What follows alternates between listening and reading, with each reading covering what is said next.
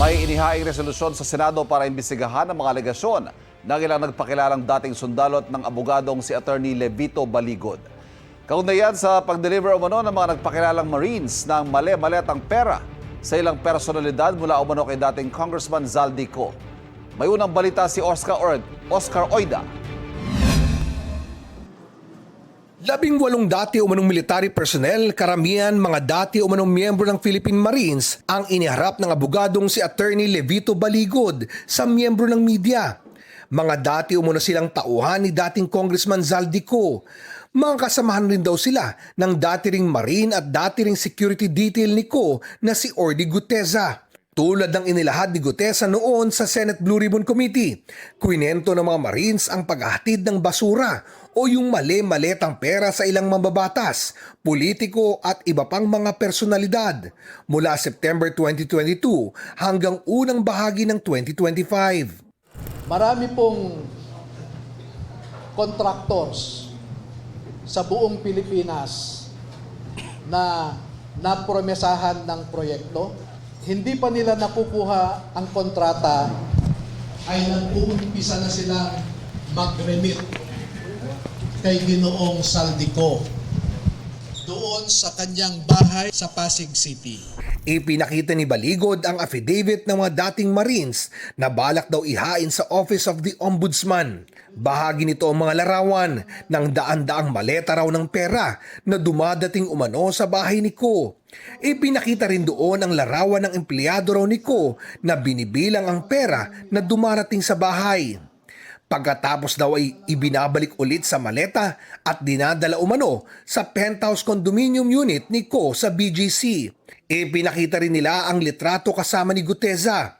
Ayon sa ilan sa kanila, nung una raw ay di nila alam kung saan galing ang mga mali-maletang pera. Since nung kami ay nasa yung boss Santiago. Yung mga pera kasi ma'am na dumadating at mga pera kasi yan ma'am is hindi namin alam na galing sa masama. Although kami ay isang empleyado lamang ni Boss Saldi and family. Kaya nung lumabas po yung issue na flood control na yan, doon namin po napagtanto na yung mga mali-malitang pera na yan namin dinideliver sa mga iba't ibang nakaupo sa ating mga gobyerno ay galing po pala sa nakaw. Ang pera, dinala raw nila sa bahay o tanggapan ng ilang mga congressman, kabilang si nooy House Speaker Martin Romualdez. Nabanggit din sa nasabing presko ng umunay naging partisipasyon ng ilan sa kanila sa operasyon ng ICC investigators sa Pilipinas. Inutusan daw ni Co ang ilan sa kanila na magsilbing driver sa ilang banyaga. Unang dumating ang mga ICC investigators sa Pilipinas noong December 2028. December of 2023. At bago mag-December 2023 ay inutusan sila na magpapalit ng peso to dollars. 2 maleta na ang bawat maleta ay may nilalaman na 56 million pesos. Kaya nakapagpalit sila ng equivalent to $2 million. Kalaunan ay napag-alaman daw nila na ang mga ito pala ICC investigators. Pati ang pangalan ni dating Senador Antonio Trillanes na banggit patungkol dito. 4 na beses daw silang nag-deliver ng pera kay Trillanes para sa gastusin ng mga taga-ICC. Lahat daw ng mga pangangailangan ng mga investigator tulad ng hotel at sasakyan, sagot daw ni Co at Trillanes. Ang mga ICC investigator nag-ikot daw sa iba-ibang lugar para kausapin ang mga unang biktima ng extrajudicial killings noong panahon ni dating Pangulong Rodrigo Duterte.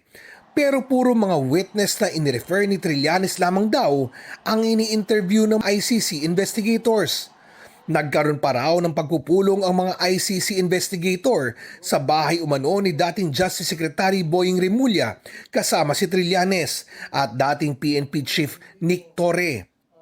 The ICC investigators themselves committed graft and corruption.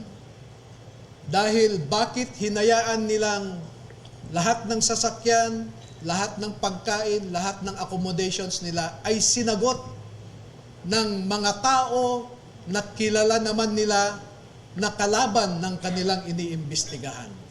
Ayon kay Baligod, marami pa daw ibang impormasyon ang nakasaad sa affidavit ng mga dating sundalo na isusumite daw nila sa Office of the Ombudsman. Magsusumite din daw sila nito sa ICC. So that ICC will know how the ICC investigators conducted themselves in the Philippines.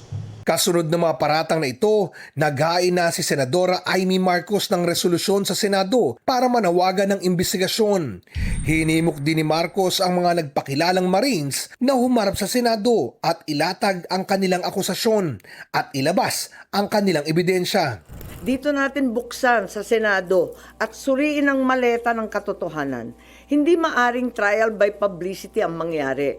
Hindi maaring ang institusyon ng Senado at pati na rin ang Kongreso at ang dangal ng bawat halal ng bayan, Senado man o Kongresista, ay mayurakan ng walang kalaban-laban. Bagamat hindi ipinamahagi ni Baligod sa media ang buong affidavit, nabanggit sa resolusyon ni Senadora Marcos ang ilan pang bahagi nito. Kabilang dito ang paghahatid daw ng mga ex-Marines ng pera, hindi lang kay Romualdez, kundi maging sa ilang miyembro ng House Representatives tuwing may Quadcom hearings, pati na sa ilang miyembro ng Senado, pero hindi binanggit sa resolusyon kung sino-sino ang mga ito. Tinukoy din dito si Congressman Edwin Guardiola na isa raw sa mga naghatid ng pera sa bahay ni Ko sa Pasig. Binanggit din sa resolusyon ang aligasyon ng isa sa mga ex-military personnel na isinama siya ni Ko sa paghahatid ng pera sa bahay ni Pangulong Bongbong Marcos at First Lady Lisa Marcos sa Ilocos Norte. Tinanggap umano ni Presidential Son at Congressman Sandro Marcos ang pera at matapos daw ang ilang oras ay dumating din si Pangulong Marcos at ang First Lady. Dawit din ang ilang kasalukuyan at dating opisyal ng gobyerno. Kasama dyan si dating Budget Secretary Amena Pangandaman na hinatiran daw ng 2 maleta sa kondo ni Ko. Pati na si dating DPWH Secretary Manuel Bonoan na hinatiran daw nila ng 8 maleta sa bahay nito sa Quezon City. Nakita rin daw nila ng abutan umano ng paper bag si National Security Advisor Eduardo Año matapos ang isang pulong kasama ni Ko, Romualdez at Congresswoman Laila de Lima. Sinabi rin sa resolusyon ang lingguhan daw na pagkuha ng pera mula sa bahay umano ni Agriculture Secretary Francisco Chu Laurel. Ganon din si Bureau of Corrections Chief Gregorio Catapang na umunoy naghatid ng pera sa basement ng isang hotel sa BGC. Sakaling humarap sa Senado ang mga dating military personnel, umaasa daw si Marcos na poprotektahan sila. Sinisikap ng GMA Integrated News na makuha ang panig ng mga nabanggit. Ito ang unang balita, Oscar Oida para sa GMA Integrated News.